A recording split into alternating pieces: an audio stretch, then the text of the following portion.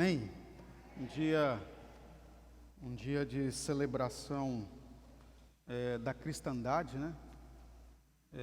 Em que se comemora a Páscoa. Para nós, também como igreja, dia de celebrar ainda mais o Senhor. E como nesta manhã eu compartilhei, para nós, Igreja Batista Vitória, eu escrevi algumas frases, eu quero compartilhar com vocês antes de iniciar a mensagem. Páscoa é a passagem para a vida de Deus em nossa vida. Na Páscoa, a vitória sobre a morte é garantida. A celebração da Páscoa é o culto do amor incondicional. Na Páscoa reside o significado de que a morte não é nossa, mas sim a vida de Deus. E por fim, Páscoa é amor, Páscoa é vitória, Páscoa é Cristo. Páscoa não é ovo, Páscoa não é coelho, Páscoa não é ressurreição, Páscoa é Cristo, ou seja, Deus em nossa vida, o ungido de Deus em nós, não é? Poderíamos dizer que Páscoa é o Emanuel, Deus conosco, é a nossa passagem para a vida eterna. Então, por gentileza, agora para compartilharmos a palavra, abra a sua Bíblia em 1 João capítulo 5, versos 4 a 5. Exatamente por causa do feriado também temos um número reduzido, né? 1 João capítulo 4, ou melhor, capítulo 5, versos 4 a 5. A carta de 1 João é uma menção maravilhosa do amor de Deus para conosco, a sua igreja. O apóstolo do amor compartilha o coração de Deus. E no capítulo 5, então, onde demonstra o amor de Deus para conosco, é importantíssimo nós firmarmos nesse dia de celebração da vida de Deus na nossa vida, este amor. Olha o que diz as Escrituras: porque todo o que é nascido de Deus vence o mundo. E esta é a vitória que vence o mundo, a nossa fé. Quem é o que vence o mundo, senão aquele que crê que Jesus é o Filho de Deus? Amém? Pode tomar assento, amados.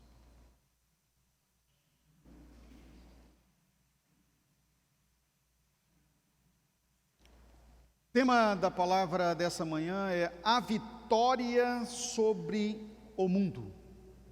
A vitória sobre o mundo. E à noite eu quero dar também na celebração da noite uma palavra de seguimento dessa, é passos para a vitória sobre o mundo. Mas agora pela manhã é a vitória sobre o mundo. O que é esta vitória? Por que nós precisamos dessa vitória? Quem é o inimigo? E quem é que alcança essa vitória por fim? Então, primeiro, o que é essa vitória? Quer dizer, a vitória de Deus na nossa vida. Porque quando estávamos, como diz as Escrituras, nós podemos usar essa palavra, perdidos em nossos delitos e pecados, Deus, em seu plano redentor, promoveu a saída, e já, como diz as Escrituras, antes da fundação do mundo, Ele proveu a saída para a queda do ser humano, para o seu tropeço no pecado. E uma frase que uma vez eu ouvi numa mensagem, nunca mais esqueci, é que o ser humano é incapaz de resolver o problema do pecado. E para provar isso, Deus deu várias oportunidades para mostrar, e deixar assim bem evidente que resolver o problema do pecado nos é impossível. Então, qual foi a solução? Era preciso matar um cordeiro, derramar o sangue, remissão de pecados, era preciso que houvesse derramamento de sangue. A alma que pecar, essa morrerá.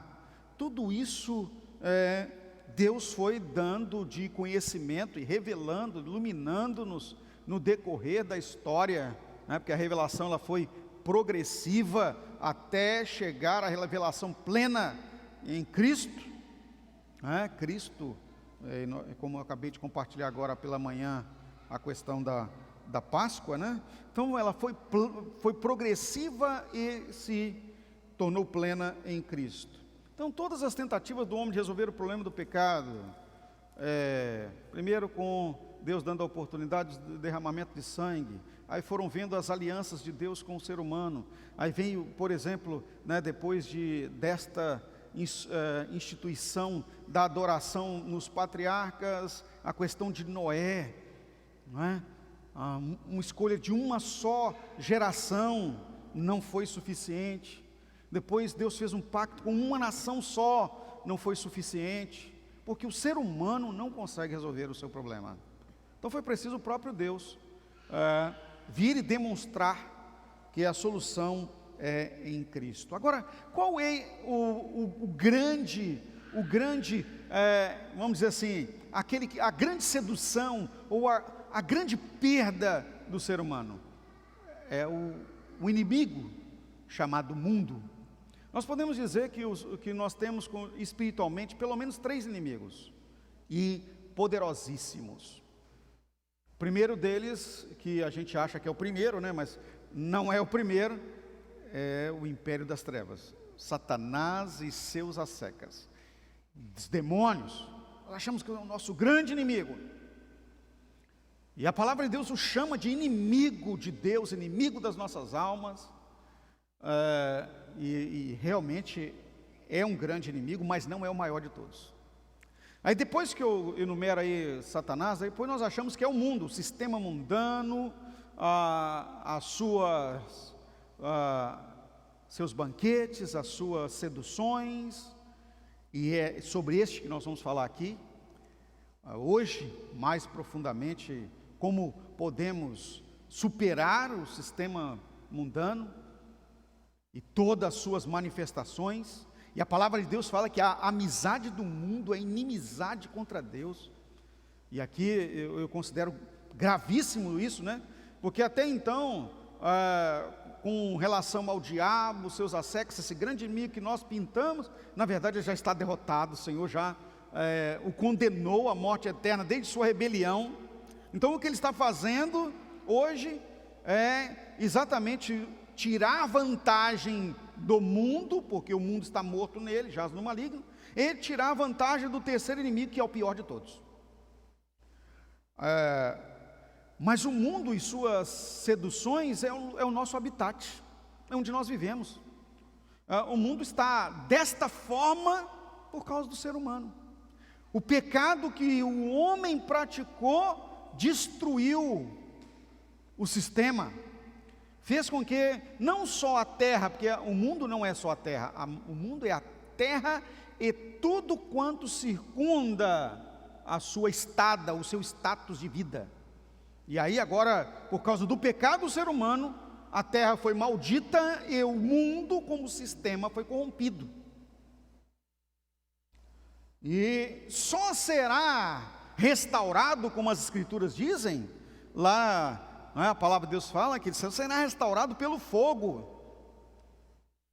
Haverá uma nova restauração, e o Apocalipse diz, um novo céu, uma nova terra, um novo mundo, capaz de trazer a vivência de uma nova vida. Isso aí é mais escatologia, nós não vamos entrar nisso aqui agora. Mas o problema do mundo agora são as suas seduções, porque o mundo alimenta o grande inimigo, que aí é o eu, a carne, os desejos, o que está impregnado em nós. Eu costumo chamar esse grande inimigo do inimigo íntimo, né? Aquele que dorme com você, vive com você, conversa com você, fala com você. Essa dualidade que nós vivemos entre essa luta interna que o apóstolo Paulo fala, que o espírito luta contra a carne contra o espírito. E ele falando acerca disso, ele diz: olha, eu esmurro o meu corpo, o reduzo à servidão, ou seja, ao controle, para que depois eu mesmo, pregando a muitos, não venha a ser reprovado.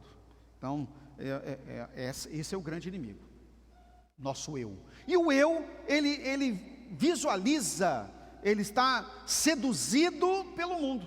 E aí são as três frentes: a concupiscência da carne, a concupiscência dos olhos e a soberba da vida. Essas são as três frentes de enfrentamento com relação ao mundo que o eu constantemente se debate. Se eu e você, como filhos de Deus, não tivermos ciência dessas frentes de luta, nós vamos estar sempre fadados a tropeços. Concupiscência dos olhos, concupiscência da carne, soberba da vida. Eu vou de trás para frente. Soberba é um problema enorme para quem está caminhando em triunfo ou em vitória. É que quando acha que pode, quando alcança um status de achar, ou como diz os adolescentes, se achar, hoje, né, tem muito essa, se acha. E aí o apóstolo Paulo, inclusive, nos alerta quanto a isso, né? Quando você acha que está forte, aí é que está o problema, é a soberba. Não, estou muito bem espiritualmente, está tudo muito certo, a família está ótima, as coisas estão indo muito bem. Cuidado com isso, aí pode vir a grande ruína. Aquele que está de pé, cuidado para que não caia. Irmãos, nós temos que tomar muito cuidado com essa questão da soberba, porque ela é uma ação nossa que nos dá uma possibilidade de fragilidade para a queda. Proporciona sim, toca no caráter.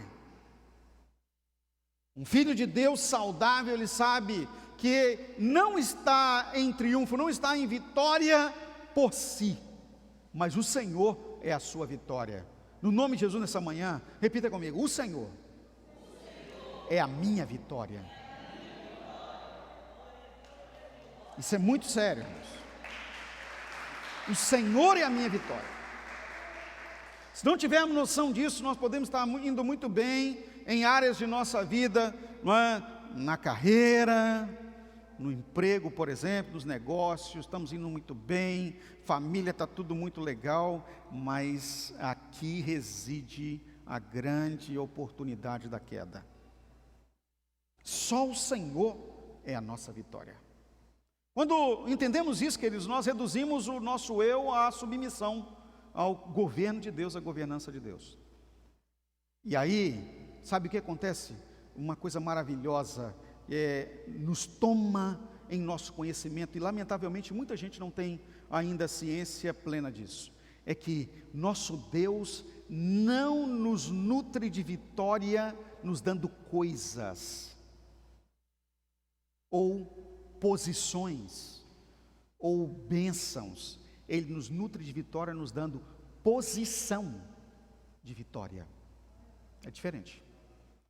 Há pouco tempo atrás eu estava conversando com algumas pessoas acerca disso, né, e ministrando também em uma outra igreja, falando acerca disso, sobre a questão de vitória e coisas. Nós temos que tomar muito cuidado com isso, porque comumente nós somos seduzidos pelos nossos olhos. E aí agora, depois da soberba, né, de achar que nós estamos triunfando, vitória, vem a concupiscência dos olhos, de trás para frente. Quando visualizamos as coisas, nós achamos que aquilo é que é resultado na nossa vida. Só que em Deus não é pelos olhos. Nós não andamos pelo que nós vemos, mas nós vencemos e andamos por fé. Os olhos do ser humano são enganosos, mostram belezas, mostram coisas maravilhosas. Por exemplo, na área de minha profissão originária, eu estudei eletrotécnica. E uma vez eu estava trabalhando dentro de uma subestação, fazendo um serviço, e era um silêncio maravilhoso, olhar para aqueles barramentos lá, parecendo uns trilhos de trem, aquele troço grosso assim, né? E eu tinha acabado de entrar nesta área, e tinha um técnico mais antigo que trabalhava comigo. Ele falou assim: olha, nem chega perto. Eu não tinha noção ainda, tinha só estudado, estava aprendendo, era como se fosse um estagiário, meu primeiro emprego. Não chega muito perto, nós temos que ficar pelo menos a 40, 50 centímetros de distância. Está vendo esse silêncio aí, ó? Isso é tudo enganoso. Se você chegar a 40 centímetros daquele barramento, ele vai te puxar. Ali tem 13,8 kV, vai torrar você. Então, antes da gente chegar perto, nós temos que desligar tudo, pegar, e aqui, está vendo esse cabo de aço? Nós vamos pegar isso aqui, vamos trançar esse barramento, para que, se caso alguém inadvertidamente vire a chave lá, nós não morramos. Irmãos, tem coisas que parecem aos olhos, está tudo certo. É como alguém, ao olhar para uma floresta verdinha, maravilhosa, está tudo certo. Só que, se não tiver conhecimento de como transitar lá dentro, não é, vai se perder. E mesmo aqui próximo mesmo, há poucos dias atrás, não é, aqui no Mestreal, lugar que nós já subimos, descemos, muita gente conhece, os bombeiros tiveram que tirar dali de dentro 3 homens perdidos, que já estavam quase morrendo, 3 dias andando e não achava a saída. Eu fiquei pensando comigo, mas no Mestreal, depois pensei, o quê? Se eu entrar lá hoje também não sei sair. Não sei sair. Então, olha o que a palavra de Deus fala com relação a isso. Há caminhos que ao homem parece ser direito. Em outra tradução vai dizer assim: parece ser bom, mas o seu final é morte. Enquanto está na caminhada, a gente só vê curto, né? Só vê alguns metros à nossa frente, aquilo que nós já passamos atrás, que nós chamamos de experiência, e vamos enxergando algumas coisas para frente, está tudo muito bom, mas o problema não é a curto prazo, o problema é a longo prazo. O final é morte. Os olhos vão nos guiando, quando eu está no comando, há caminhos que são sedutores, sedução da vida. Aí vem o outro aspecto que eu acabei de dizer, né?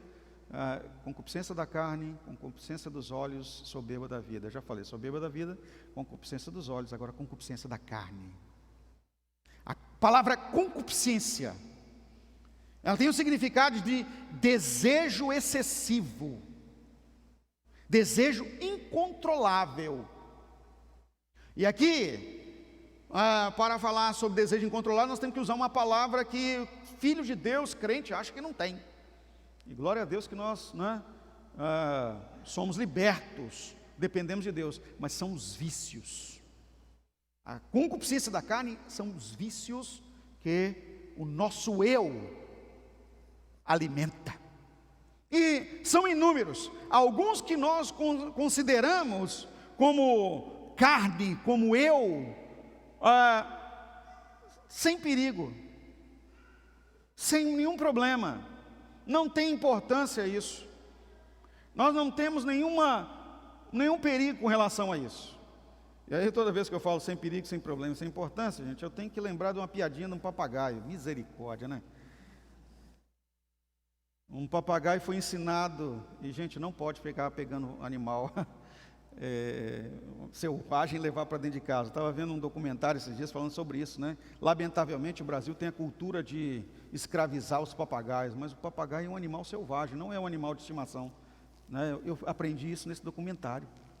Ele precisa estar solto na natureza. Mas nós brasileiros, infelizmente, é cultural antigamente, né, de muito tempo, de ter papagaio em casa. Então eu tenho que contar uma piadinha de papagaio.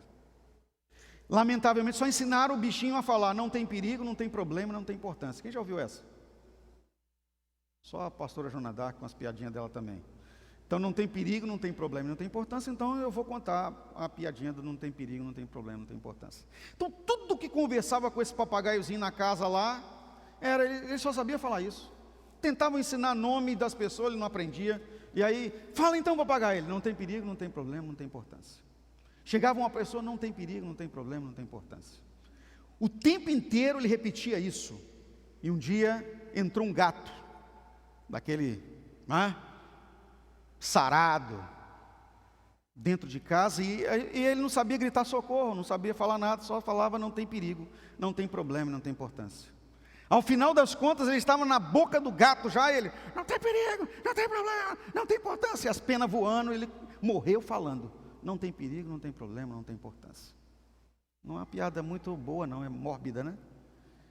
Mas tem muito filho de Deus que só sabe falar, não tem perigo, isso aí não tem importância não, não tem problema nenhum, não tem problema estar neste lugar, não tem perigo falar isso, não tem perigo participar daquilo, não tem importância nenhuma participar daquela outra coisa, e vai afundando.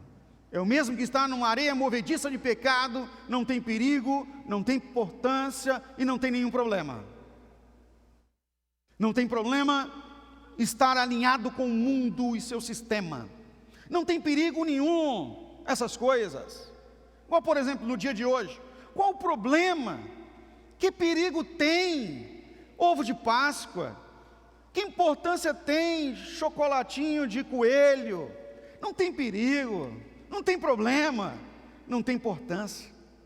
Só que quando nós estamos fazendo isso com as nossas crianças, queridos, sem privar pela palavra de Deus, sabe o que nós estamos incutindo nelas? O mundo, você pode participar. Uma vez eu estava compartilhando na igreja sobre desenhos animados, e falando também sobre os problemas que o mundo vão apregoando, sobre essas datas terríveis, tal qual o Natal de Papai Noel, a Páscoa do Coelhinho. Uma pessoa me interpelou e falou: pastor, mas nós estamos tirando das nossas crianças a magia. Eu falei: glória a Deus, porque magia é do maligno. Sabe, o líder, o discípulo de Jesus, o pai de família, nós temos que ter a coragem de apregoar a verdade de Deus, porque magia é do diabo. A magia da Páscoa, a magia do Natal, sai demônio da minha casa, da minha família, no nome de Jesus. Minha filha Thalita não é perfeita, e eu louvo a Deus porque ela também precisa entender que ela precisa de Jesus, porque nenhum de nós é perfeito. Perfeito é o nosso Pai que está no céu. Mas uma coisa nós fizemos, nós ensinamos a nossa casa.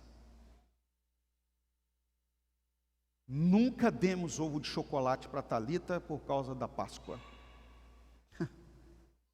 Nunca demos chocolate por causa de Páscoa. Nunca presente de Natal por causa de Natal. Nós ensinamos Jesus e o Jesus ressuscitado. Estamos escolhendo uma filha que ama a Deus, não é perfeita, ama o Senhor. Nós também não somos perfeitos e amamos o Senhor, mas nós precisamos abrir nossa visão, queridos. O mundo e suas seduções. Eu aproveitei o dia da sexta-feira, que é chamada Sexta-feira Santa, Sexta-feira da Paixão, para cozinhar lá em casa e ensinar a minha filha uma coisa. Ela, mas por que isso, papai? Por que Sexta-feira da Paixão?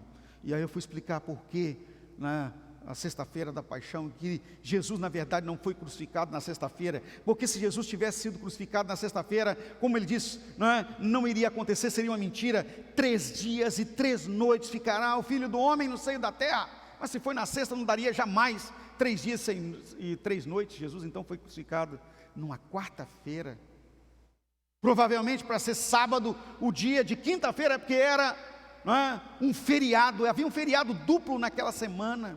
Tudo isso, queridos, são coisas, porque os judeus chamavam de feriados, sábados, para eles feriado era sábado também, era dia de descanso.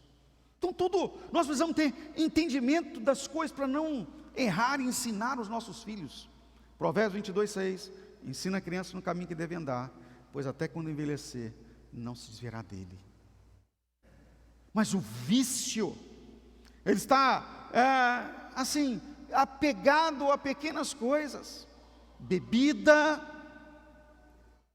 tem perigo, é só uma coisinha. Quanta gente é seduzida por isso? Não é só um vinhozinho. Meus irmãos, não é proibido. Para o Filho de Deus, tudo, vou repetir a palavra de Deus fala, tudo nos é lícito. Sabiam disso? Tudo, nós somos livres, está livre à sua frente, mas há também habilidade espiritual que Deus nos dá, da conveniência, mas nem tudo nos convém. Como ficaria um filho de Deus numa situação como essa? Não é? Como ficaria um filho de Deus em uma ação dessa, se dando a situação de cair em vício? Irmãos, olhe, e vício é com concupiscência da carne, desde as pequenas coisas. Tem gente que é viciado em determinadas coisas que parece que não tem problema. Por exemplo, sexo. Viciado em sexo. Sabiam disso? Não é? Se não tiver com a esposa, tem que ser na masturbação. E se não tiver com a esposa, tem que ser fora do casamento. Tem que ser numa situação de pecado. Misericórdia, irmãos. Nós não dependemos dessas coisas, nós dependemos do Senhor. Não é? Então nós temos que entender, queridos, que a sedução do mundo está aí nas coisas mais simples. Mais simples. Que você acha que não é simples. Não tem problema não. Isso aí tá. Só que essa simplicidade é uma armadilha. Quando nós achamos que está tudo bem, nós podemos estar numa queda. Um afastamento de Deus, figurando numa escravidão maligna. Visto em novelas, em TV, em comida, em fofoca. Misericórdia. Passe a pedir a Deus libertação dos vícios, da concupiscência da carne, do que traz prazer fora do reino de Deus. Então, para que nós possamos andar numa vitória sobre o mundo, para finalizar a palavra, eu quero destacar aqui 3 pontos importantíssimos para que nós venhamos a superar a soberba, a concupiscência dos olhos e a concupiscência da carne. É lógico que eu estou bem resumido, tá, irmãos? Que essa tem uma mensagem de mais de 2 horas. Mas a primeira coisa é o nascimento de novo. Nascer de Deus. Então quem nasceu de novo, que foi o que o Senhor Jesus compartilhou lá em João capítulo 3, está descrito isso com o Nicodemos, necessário tinha nascer de novo. Essa mudança de figuração no reino de Deus. Nós não podemos trazer os desejos do velho homem, da natureza pecaminosa. Nós vamos continuar combatendo, mas não podemos privilegiar. O ser humano com a queda se tornou pecador e não se livrou do status de pecador. Agora ele é um pecador arrependido que precisa de Deus na vida para direcionar seus passos. Um dia eu ouvi uma pessoa falando assim: não, eu não sou mais pecador. Eu falei: rapaz, tem alguma coisa errada. A palavra de Deus fala que se nós dissermos que não temos pecado, nós somos o quê? Mentirosos. Então nós somos pecadores. Mas o que nos livra das consequências do pecado? É o pagamento de Cristo, a vida de Deus em nós. Não somos nós, mas é Ele em nossa vida que nos torna justificados pela fé. Então o nascimento de novo é esta vida de Deus em nós. É negar o eu, descer da soberba, para que o Senhor esteja em nós. Outra ação que vai nos levar à superação aqui no Senhor é mantermos na vitória pela fé. Por mais frágeis que nós somos, por mais difícil que esteja a nossa caminhada, o segredo está na fé. Acabamos de ler a palavra em 1 João capítulo 5, verso 4, que fala assim, ó: a vitória que vence o mundo, a nossa fé. E aí é que está aqui agora o detalhe: a fé depositada em quem que vence o mundo. Não é a fé como uma palavra vazia de Cristo. É a fé em Cristo, não é a fé em nenhum outro, pois nenhum outro há salvação. Está lá em Atos, capítulo 4, verso 12. Nenhum outro há salvação, é Cristo. Então não é a fé no natural, na ciência, nem qualquer outra divindade criada pelo homem, mas é a fé em Cristo, o Senhor dos senhores, em Jesus, nosso Salvador. É essa fé. Não podemos depositar a fé em outro lugar, porque o mesmo texto de João fala aqui: quem é o que vence o mundo, senão aquele que crê ser Jesus, o Filho de Deus? Então é a fé no Jesus, o Filho de Deus, no Senhor da nossa vida. É essa fé. Qualquer outra fé não é suficiente e nem é capaz de nos manter vitoriosos sobre o mundo, superando soberba, superando a concupiscência dos olhos e o desejo excessivo, concupiscência da carne. Então, é crer em Jesus o terceiro passo. Agora, o crer em Jesus, meu irmão, minha irmã, tem algumas exigências. Eu creio em Jesus. Tem muita gente que crê. Muita gente que crê. Mas como tem?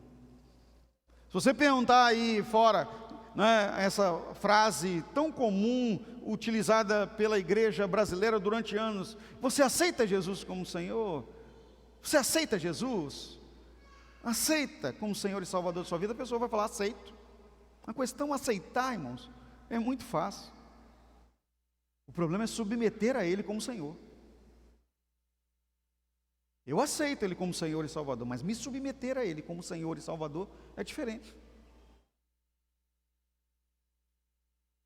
Crer em Jesus implica em submissão incondicional, plena a Ele, em ser mergulhado em seu amor supremo, em passar a viver segundo o Senhor Deus. E terceiro, e aqui detalhe grandioso, é passar a ser parte integrante, fielmente, lealmente, comprometidamente com o seu corpo, a igreja. Não se pode conceber, e jamais haverá na vida do ser humano vitória sobre o mundo, sem que seja uma vida na igreja. E aqui eu não estou falando da denominação, não estou falando da placa, estou falando na igreja de Cristo, em comunidade, em comunhão, corpo. E é uma perseverança contínua, como diz Atos capítulo 2, e perseveravam os discípulos, falando lá da igreja, da comunhão, a igreja aprovada, a igreja primitiva que tanto nós conhecemos, e perseveravam na doutrina dos apóstolos, ou seja, na palavra, na comunhão, em unidade, no partir do pão e nas orações. Todos tinham temor. Temor, queridos, não é ter medo, mas é honrar a Cristo e o seu sacrifício. É celebrar a Páscoa com sabedoria, ciência de que o Senhor providenciou-nos uma passagem para a vida eterna, e Ele é o Senhor, a porta dessa entrada, essa honra. Ai de mim, se não fora o Senhor na minha vida. É esse entendimento. Então, crer em Jesus, queridos, é entrar pela porta. Entrar, como as Escrituras dizem, entrai pela porta estreita, porque esta é a porta do livramento. A porta estreita, ela é alinhada ao caminho estreito. Nós não podemos fazer o que nós queremos.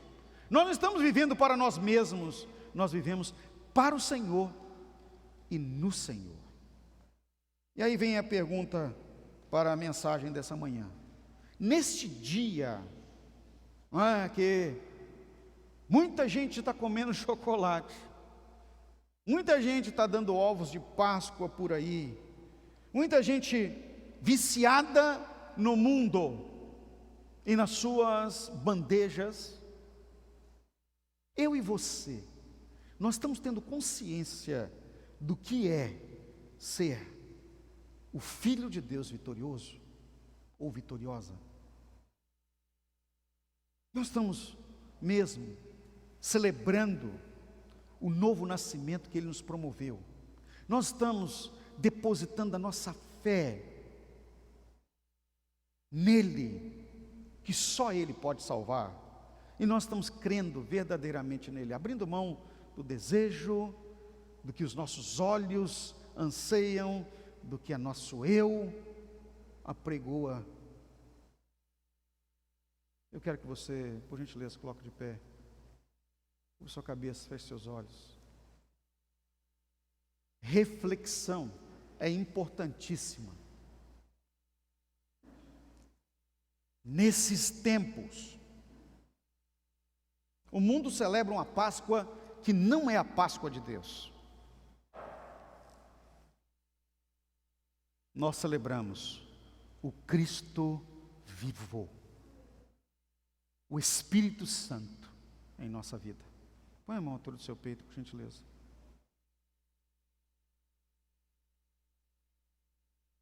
Espírito Santo, nessa manhã gloriosa, nós nos pomos diante do Senhor.